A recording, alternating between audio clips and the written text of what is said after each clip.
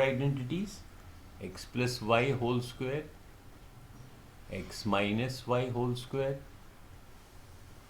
X square minus y square and x plus a into x plus b. ये चार identities हमने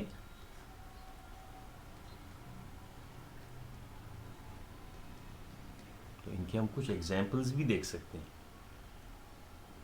जैसे मान लो x plus y whole square का हम देखें, अगर मैं लिखूं x प्लस थ्री का स्क्वायर, वो किसके बराबर होता है? x प्लस थ्री का क्या मतलब है? x प्लस थ्री का होल स्क्वायर का मतलब है x प्लस थ्री को फिर x प्लस थ्री से मल्टीप्लाई किए दो बारी। तो अगर आप नॉर्मल इसको आप मल्टीप्लिकेशन करो, पहले इस x को इन दोनों से मल्टीप्लाई करो, फिर इस थ्री को इन दोनों से मल्टीप्लाई करो, ठीक है? वो क्या हो जाएगा? पहले हम अगर करेंगे हो जाएगा x square, x into x, फिर एक्स इंटू थ्री हो गया थ्री एक्स, फिर इस थ्री इंटू एक्स हो गया फिर से थ्री एक्स, फिर थ्री इंटू थ्री हो गया नाइन। तो वो हमारा बनता है x square, three x plus three x हो गया सिक्स एक्स प्लस नाइन। ये तो हो गया जब हमने इसको सिंपली एक्सपेंड किया, मल्टीप्लाई किया एक एक। अब लेकिन अगर हम आइडेंटिटी यूज़ करें, आइडेंटिटी क्या कहता है? एक्स प्लस वाई स्क्वायर किसके बराबर होता है? फर्स्ट आइडेंटिटी वो होता है x square plus two x y plus y square. ये हमारी फर्स्ट आइडेंटिटी है। तो अब देखो एक्स स्क्वायर में पहला x, x plus three whole square में x square plus two x y, so two times x, x हमारा एक्स ही है, वाई हमारा थ्री है, इनको आपस में मल्टीप्लाई करना है, प्लस वाई स्क्वायर, वाई हमारा थ्री है तो थ्री का स्क्वायर, वो क्या हो गया? X square two into three six, three square is nine. देखो इससे भी हमारे को यही आंसर मिल रहा है। तो इस प्रकार से आपको कुछ और आइडेंटिटीज़ के सम्स मिलेंगे, वो हम बाद में करेंगे। अभी हम आगे चलते हैं कि इस क्लास में हम अभी हमने अगर देखी ये जो चारों आइडेंटिटीज़ हैं कौन कौन सी, एक्स प्लस वाई का होल स्क्वायर, या एक्स माइनस वाई का होल स्क्वायर, या x square minus y square, या x plus a into x plus b, ये जो चार आइडेंटिटीज़ पहले की पढ़ी है हमने, अगर आप देखोगे इसमें सारे में क्या हो रहा है? इसमें प्रोडक्ट हो रहा है। इन आइडेंटिटीज़ में what do they involve? They involve product of binomial. जैसे एक्स प्लस वाई का मतलब क्या है? इसका मतलब है कि आप एक्स प्लस वाई को अपने आप से ही मल्टीप्लाई करो, तो ये प्रोडक्ट है। इसी प्रकार से ये भी है। इसी प्रकार से एक्स स्क्वायर यानी कि x into x minus y into y, तो सारे ये जो है प्रोडक्ट्स की बात हो रही है, या ये पूरा का पूरा ब्रैकेट और इससे आपस में मल्टीप्लाई हो रही है, तो ये सारे प्रोडक्ट्स की बात हो रही है, प्रोडक्ट ऑफ डिफरेंट एक्सप्रेशंस। अब हम इनको अभी और आप देखोगे ये बाइनोमियल है, इसमें दो ही हैं। एक एक्सप्रेशन देखो, इसमें दो टर्म्स हैं, हर एक में दो दो टर्म्स हैं, तो ये सारे क्या हैं? बाइनोमियल्स हैं। जो हमने बाइनोमियल्स, जो हमने एट्थ क्लास की आइडेंटिटीज़ देखी थी 1 to 4, ये सारे बाइनोमियल के साथ हैं, जिनके दो, बाई मीन्स टू, जिनमें दो टर्म्स हो। जो अब हम आइडेंटिटीज़ देखते हैं, अब हम ट्राइनोमियल की देखते हैं, जिसके अंदर तीन टर्म्स होंगे। Tri means three terms. So हमने पहली चार तो देखी, अब फिफ्थ आइडेंटिटी है। फिफ्थ आइडेंटिटी है x plus y plus z. अब देखो तीन वेरिएबल्स हो गए, तीन टर्म्स हो गए इसमें, इस पूरे का स्क्वायर। तो अगर मैं अब मेरे को एक आइडेंटिटी तो मालूम है कौन सी वाली? मान लो मैं इसको a प्लस बी रखता हूँ। a plus b whole square किसके बराबर होता है? a square plus 2ab plus b square. ये तो पहली आइडेंटिटी है। अब लेकिन यहाँ 2 टर्म्स थे, अब यहाँ 3 है, तो मैं क्या करता हूँ, इन पहले 2 को कुछ मान लेता हूँ। मैं कहता हूँ सपोज x प्लस वाई जो है वो कोई और, उसको मान लो t मान लिया हमने, तो ये एक्सप्रेशन क्या बन गया? x प्लस वाई तो t है, प्लस z, ये थर्ड टर्म जो है, इस पूरे का स्क्वायर। अब मैंने इसको ट्राइनॉमियल को बाइनॉमियल की शक्ल दे दी। अब ये आइडेंटिटी तो मुझे मालूम है, ये देखो ऊपर वाली फर्स्ट आइडेंटिटी, तो ये बन जाएगा T square plus 2 times T into Z plus z square. और t क्या है? वापस t की वैल्यू मैं यहाँ डाल देता हूँ। t फिर से x प्लस वाई है, उस पूरे का स्क्वायर, प्लस 2 टाइम्स t क्या है? x plus y multiplied by z plus z square. अब ये फिर से वही आइडेंटिटी हो गई पहली वाली। ये मुझे मालूम है x square plus 2xy plus y square. इसको मैं, इनके प्रोडक्ट को मैं ब्रैकेट को खोल देता हूँ। मैं फर्स्ट टर्म x को किससे मल्टीप्लाई करूँगा? 2 से भी और z से भी, क्योंकि ये भी मल्टीप्लाई हो रहा है, ये ब्रैकेट के यहाँ पे पड़ा है, ये ब्रैकेट के यहाँ है, दोनों मल्टीप्लाई हो रहे हैं। सो x को जब मैं 2 से भी मल्टीप्लाई करूँगा और z से भी, तो वो मेरे को मिलेगा 2xz। इसी तरह y को जब मैं 2 से भी करूँगा और z से भी करूँगा, मेरे को मिलेगा 2yz प्लस ये वाला टर्म z स्क्वायर। अब इसको मैं थोड़ा रीअरेंज करता हूँ। पहले x लिखता हूँ x स्क्वायर, फिर जो डिग्री है सेकेंड डिग्री उन सब, और ये लिख दिया, ये भी लिख दिया, और यहाँ पे सेकेंड डिग्री पे z भी है, z स्क्वायर। फिर 2 टाइम्स पहले 2 कैसे याद रखना है? पहले x और y, फिर 2 टाइम्स ये किसकी है आइडेंटिटी, यहाँ लिखता हूँ x plus y plus z, इस तीनों का मिला के होल स्क्वायर। पहले वेरिएबल का स्क्वायर प्लस दूसरे वेरिएबल का स्क्वायर प्लस तीसरे वेरिएबल का square plus 2 times x y plus 2 times y z. देखो ये है, और प्लस 2 टाइम्स एक्स जेड। तो ये एक नई आइडेंटिटी मिल गई मेरे को। So this is our 5th identity. ठीक है, 5th आइडेंटिटी। तो इसमें आपको कई चीज़ें, सवाल ऐसे भी हो सकते हैं, जैसे आपको लिखा होगा ये क्या है, ये वाला, ये इस ब्रैकेट को आपने एक्सपैंड किया है, खोल के उसको, इसका जो भी प्रोडक्ट था उसको आपने खोल के लिख दिया, एक्सपैंडेड फॉर्म में लिख दिया। और सवाल है आपको ऐसे पूछा जा सकता है, एक्सपैंड, फिर ब्रैकेट में कुछ भी दिया, जैसे 4a minus 2b minus 3c, इस पूरे तीनों टर्म्स का स्क्वायर। तो ये एक सवाल है, इसको करो, अपनी कॉपी में करो। This is question 1। और अगर आप देखोगे, ये इसी आइडेंटिटी को देखोगे, x plus y plus z square, किसको?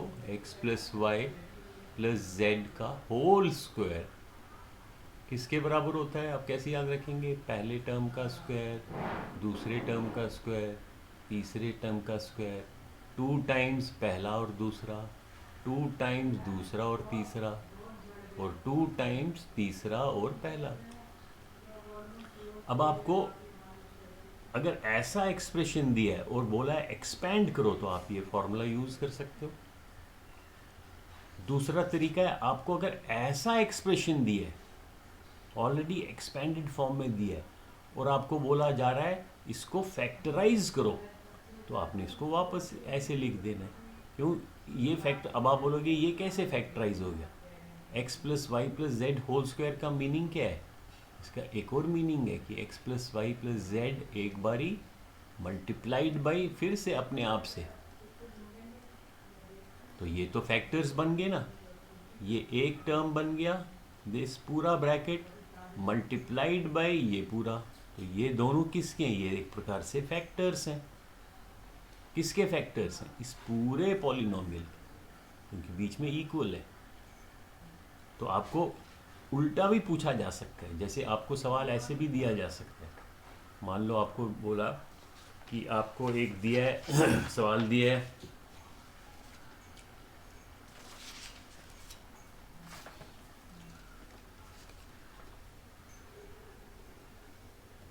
आपको दिया है, क्वेश्चन दिया है फैक्टराइज फैक्टर बनाओ, और फिर आपको एक्सप्रेशन दिया है 4x² plus y square plus z square minus 4xy minus 2yz plus 4xz।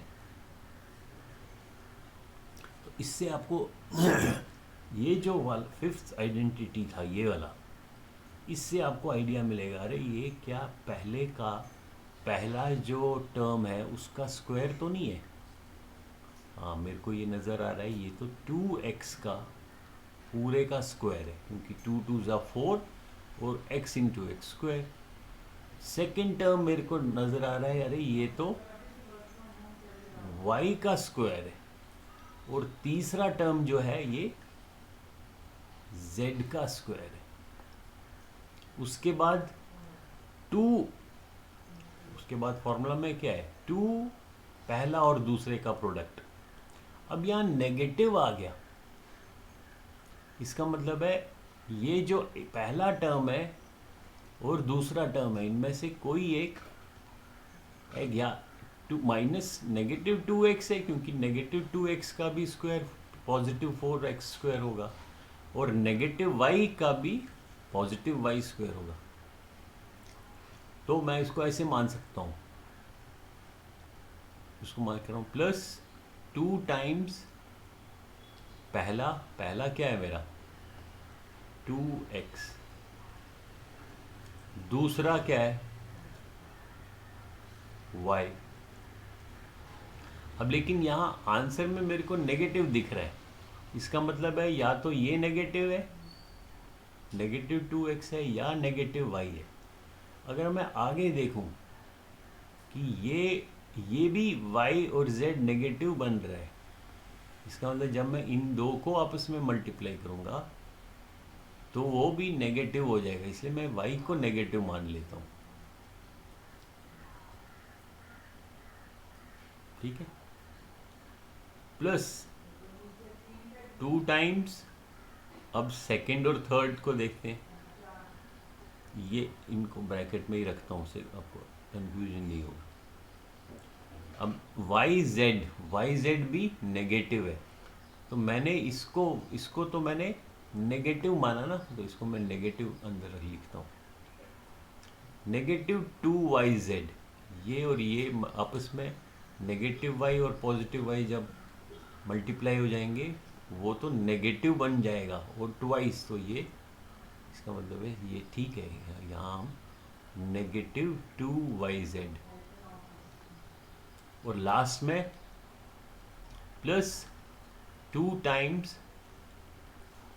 अब ये फॉर्मूला क्या है, इसको मैं ऐसे लिखता हूँ, इसको मैं लिखता हूँ plus 2 times a into b. A मेरा है 2x और b मेरा है negative y, plus 2 times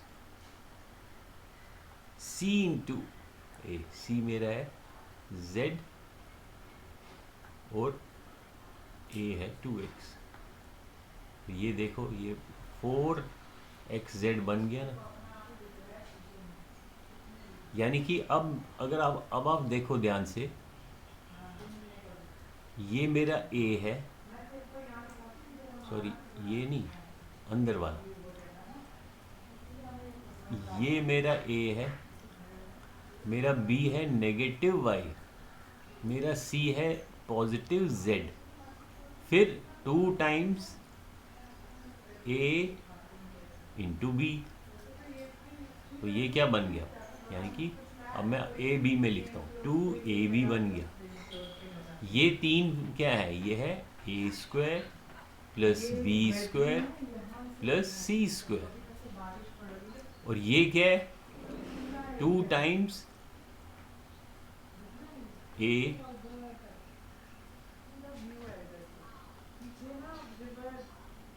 Y और जेड। ये तो 2ab है, 2, अब नेक्स्ट क्या है 2bc। यहाँ थोड़ी गलती की हमने, b में क्या है हमारे पास, b में तो नेगेटिव y है, तो नेगेटिव y लिख देता हूँ, और c में है z, इसको मैं z लिखता हूँ, ये z हो गया। यानी कि जब इनको हम मल्टीप्लाई करेंगे क्या बन जाएगा, ये नेगेटिव है तो नेगेटिव 2yz, वही हमारे पास दिया हुआ है, और लास्ट में इन दो को मल्टीप्लाई करना है, और फिर 2 टाइम्स z और 2x, वो क्या बनेगा 4xz। यानी कि ऐसे लिखने से मुझे पता चल रहा है, अरे ये तो यही आइडेंटिटी का एक्सपेंडेड फॉर्म है, तो इसका मतलब है ये किसके बराबर होगा, ये होगा, अगर हमने फॉर्मूला देखा है, a plus b plus c का होल स्क्वायर, जो हमने x plus y plus z बोला था, इसको हम a plus b plus c भी कह सकते हैं। यानी कि हमारे को अब ये एक्सपेंडेड फॉर्म दिया हुआ है, हमने उसको वापस ये लिखना है। तो एक्सपेंडेड फॉर्म में हमारा ए बी सी क्या बन गया, हमारा a ये है, b ये है, c ये है, यानी कि इसको मैं लिख सकता हूँ, ये मेरा a है, b मेरा क्या है नेगेटिव y, तो नेगेटिव y, और c मेरा पॉजिटिव z है, तो इस पूरे का होल स्क्वायर। और अब आप क्योंकि यहाँ लिखा है फैक्टराइज, तो इसको मैं ऐसे ना लिखूं, मैं इसको 2 बार ही लिखूं, यही 2x minus y plus z multiplied by again 2x minus y plus z. तो अब ये 2 फैक्टर्स बन गए, ठीक है।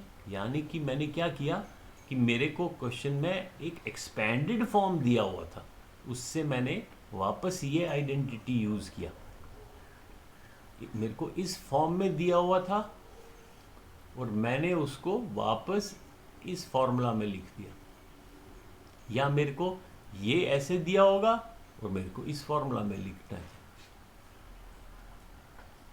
ये आइडेंटिटी याद रहेगी, क्या आइडेंटिटी है ये, आइडेंटिटी नंबर 5। इसको कुछ भी x plus y plus z के रूप में लिखो या a plus b plus c लिखो, जल्दी से हम रिपीट करते हैं, आप उसको याद रखना। फिर x plus y plus z का होल स्क्वायर किसके बराबर होता है, पहले वेरिएबल का स्क्वायर, फिर दूसरे वेरिएबल का स्क्वायर, फिर तीसरे वेरिएबल का स्क्वायर, प्लस 2 टाइम्स पहले और दूसरे का प्रोडक्ट, प्लस 2 टाइम्स दूसरे और तीसरे का प्रोडक्ट, प्लस 2 टाइम्स तीसरे और पहले का प्रोडक्ट। तो ये या ऐसे याद रहेगा। अब इसको x plus y plus z बोलो या a plus b plus c whole square. फिर से रिपीट करते हैं, यस करो जल्दी से, a स्क्वायर प्लस दूसरे वेरिएबल का स्क्वायर प्लस तीसरे का, प्लस 2 टाइम्स पहले और दूसरे का प्रोडक्ट, 2 टाइम्स दूसरे और तीसरे का प्रोडक्ट, 2 टाइम्स तीसरे और पहले का प्रोडक्ट। तो ये हमारी आइडेंटिटी नंबर 5 बन गई। तो इसके भी आपको क्वेश्चंस मिल सकते हैं, आपको ऐसे इस शक्ल में दिया होगा एक्सप्रेशन, उसको आपको बोला होगा एक्सपैंड, तो आपने इसको पूरा ऐसे लिखना है, ये फॉर्मूला या ये आइडेंटिटी को इस्तेमाल करना है। या आपको ऐसे एक्सपैंडेड फॉर्म में पहले ही दिया होगा और फिर बोला होगा फैक्टराइज, तो इसको आप वापस ये लिखोगे और इसके फैक्टर्स क्या बनाओगे, इसी एक्सप्रेशन को 2 बारी आपस में प्रोडक्ट करना है। यानी कि ये जो एक्सप्रेशन था ये वाला, इसके ये फैक्टर्स हैं। सो आपको ऐसा पूछा जा सकता है, एक्सपैंड करो या वापस इसको फैक्टराइज करो। So this is identity number 5। इस वीडियो में इतना ही है। सो हम इस वीडियो का नाम जो लिखेंगे A9 3.1, इसमें हम लिखेंगे आइडेंटिटी नंबर 5। ठीक है, इसके बाद हमने आइडेंटिटी नंबर 6 भी पढ़ना है और आइडेंटिटी नंबर 7 भी पढ़ना है, और नेक्स्ट 2 वीडियोज़ में होगा।